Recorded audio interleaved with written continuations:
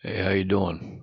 I just wanted to show you how difficult it is sometimes to try and decide whether or not to show you some of these images or videos and photographs that I take or not. This here is a airplane at altitude, 125 millimeters for 1 second. And you can see the right wingtip here. It's got a constant green light on it. And the strobe overpowers it right here. But it's still on the whole time. Even when the camera is moved slightly, you can still see it there. But that's an airplane, okay? These are the landing lights on it.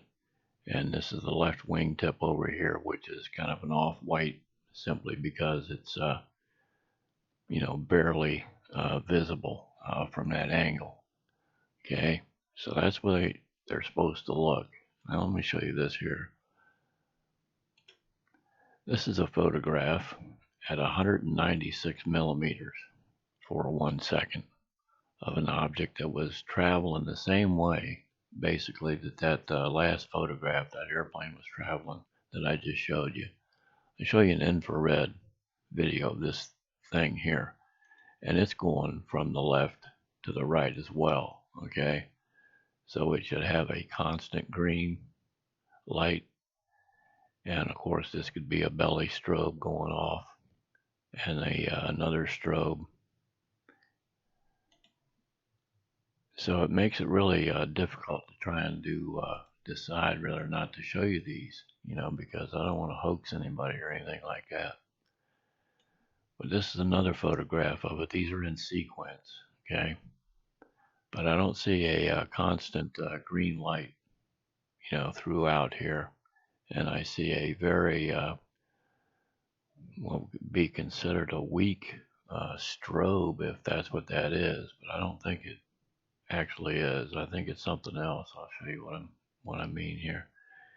Got a whole lot going on at one time. These are all 196 millimeters for 1 second. And like I said, this could be the belly strobe on this thing, but I think it's a singular object changing colors as it goes, if you will. Okay.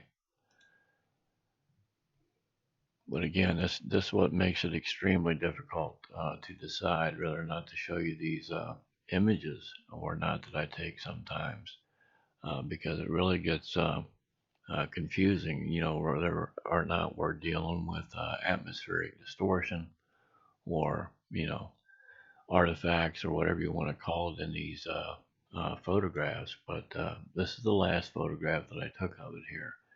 And again, you can see this gap in the green. Obviously, the camera is picking up the green that this image is producing, or this object is producing, but it isn't doing that right here.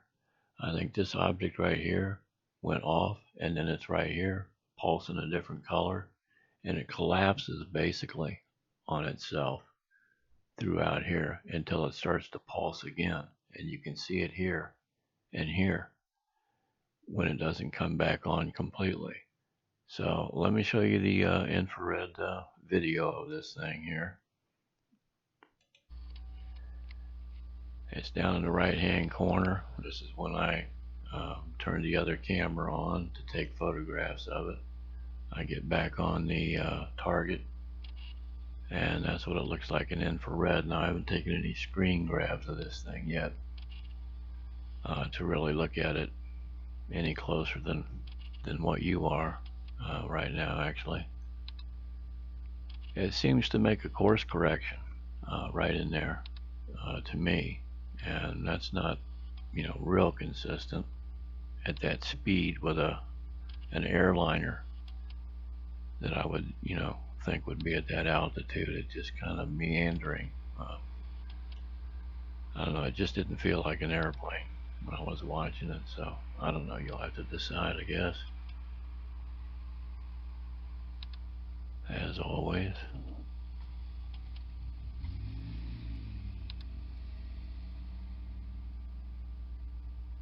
But it looks like it's turning on an axis, like I said, when I get bored or things get slow, I'll have to go back over some of these videos and take a better look at them. But anyway, Thanks for subscribing if you do.